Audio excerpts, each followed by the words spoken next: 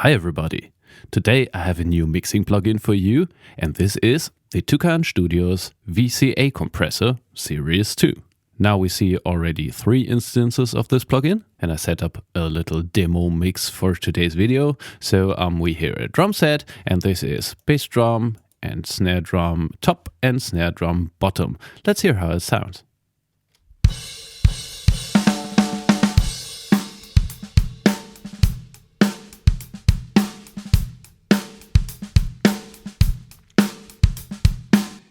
So now, what is it about?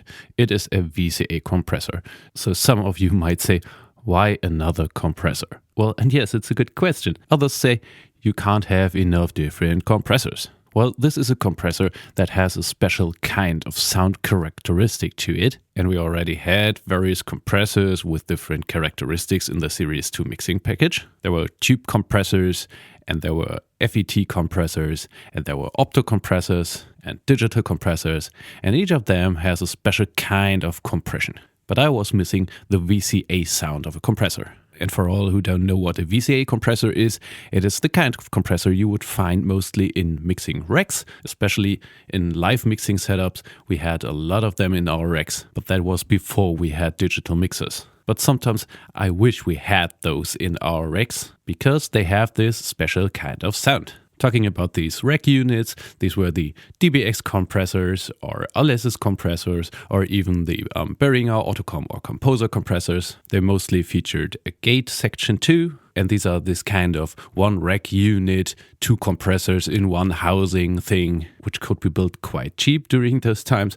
And if I would describe the sound of these units, they have a very snappy attack and they have a very direct release, and they're not adding too much of character of sound, color, or anything. So they are very good on creating punchy drums and pumping sounds and all that stuff. So that's why I used this on the drums today, and we can hear it again, and you can really hear the snappy attacks of the snare and of the kick drum.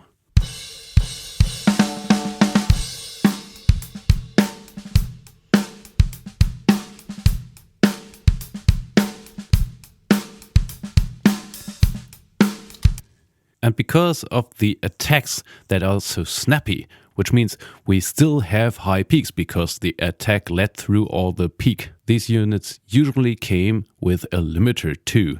So I built in a limiter down here, which is a kind of a soft clipper limiter thing, just like in the original units. So let's briefly see what we have here. We have an in-gain control and a threshold and ratio, and of course attack and release time, an outgain, and after this outgain comes the limiter.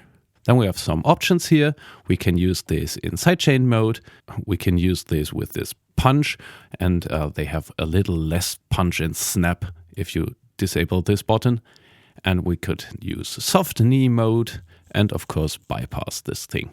So actually this is a very easy to use unit. Of course, this is a Series 2 plugin, so it comes with all the Series 2 features, with the processing thing and grouping and scaling and this info thing. And we can quick link these units. You see, I turn this knob and the other units turn their knobs too. And of course, we can scale these.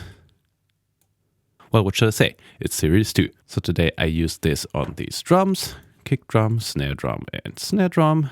But let's see what else could we have. The song has a guitar intro and then a drum fill, and then it directly goes to the verse. So let's hear that.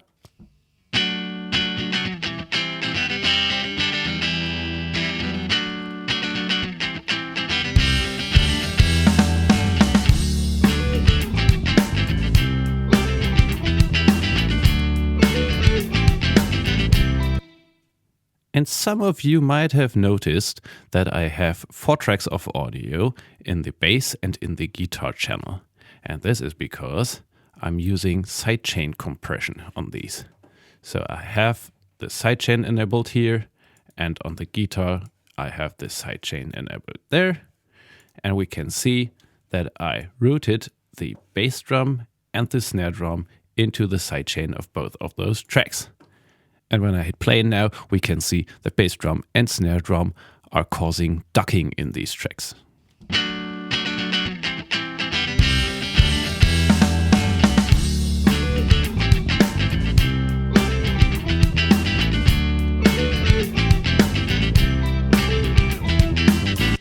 this is one of my favorite tricks with the VCA compressors. Because they are so snappy, you can use them in a sidechain to duck a bass or a guitar without the audience would notice it, but you can really get some space for the drums so that the snare drums are still snappy and the kick drums are still kicking against the bass, because the bass is compressed so hard and the guitar is compressed so hard when the snare plays. So bass drum and snare are not masked by the guitar or the bass.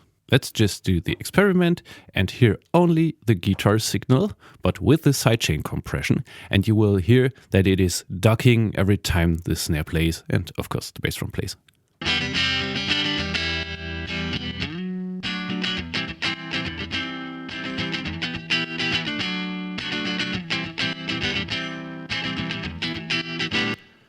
That's the thing, you shouldn't show the guitar player during the production. I've experienced this a lot of times, that guitar players say, "Whoa, my guitar is broken, what did you do to my track?"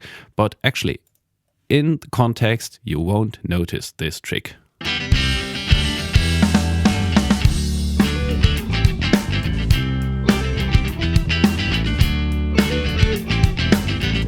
And you won't notice this trick even though we have 15 decibels of reduction here. So I think this is it for today. I hope you have fun with the plugin, and bye bye.